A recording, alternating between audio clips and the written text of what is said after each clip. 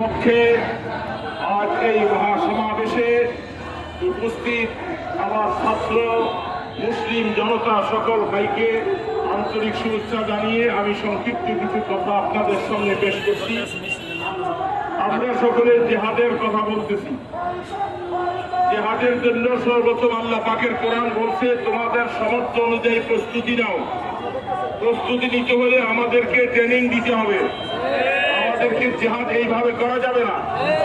আমাদের ঐক্যজোটের চেয়ারম্যান সাহেব বলছেন যে আমাদের পক্ষ থেকে ঘোষণা আসবে, যদি আমাদের ডক্টর ইউনূস সাহেব আমাদের সহ আর্মি বাহিনী, নৌবাহিনী, সকল বাহিনীর থেকে কিছু লোককে নির্বাচিত করে আমাদের জনগণকে ট্রেনিং দিয়ে প্রয়োজন বোধে আমাদেরকে প্রস্তুতি নিতে হবে।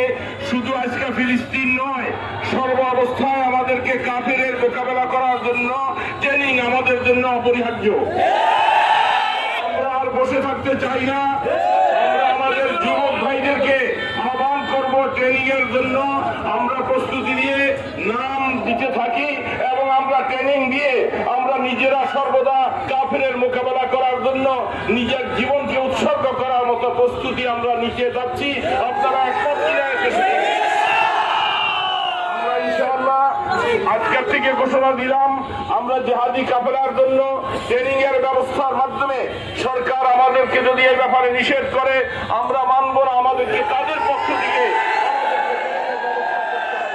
আমাদেরকে এইভাবে কাফের মুশরিকরা মারবে আর আমরা শুধু খালি হাতে বসে থাকবো, তা হতে পারে না। কোনো অস্ত্র পরিচালনা করা শিখবো, বোম পরিচালনা করা শিখবো, মিসাইল পরিচালনা করা শিখবো। এই জন্য আমাদের ভাইদেরকে এইভাবে নিষ্পেষিত করে দিচ্ছে।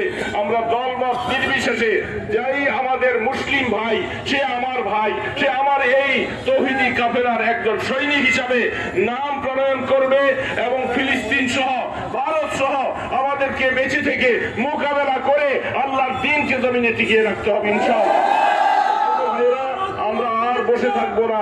আমরা অন্তর থেকে দোয়া করব, ফিলিস্তিনি ভাইরা যারা শহীদ হয়ে গেছেন, আল্লাহ যেন তাদের রক্তের বিনিময়ে ফিলিস্তিনকে যেন মুক্তি করে দেন।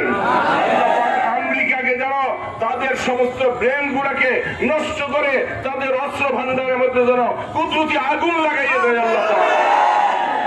যেন ইসরায়েলকে যেন খান খান করে তাদের উপরে আল্লাহ পাকের গজব নাযিল করে দেয়। সকলে হাত তুলে আল্লাহর কাছে দোয়া করবেন, আমার ভাইদের এই রক্ত আল্লাহ বিফলে দিবে না। আজ হোক আর কাল হোক, এটার প্রতিশোধ আল্লাহ নিবে ইনশাআল্লাহ। প্রত্যেকে দুরূদ শরীফ পড়ে দোয়া করেন।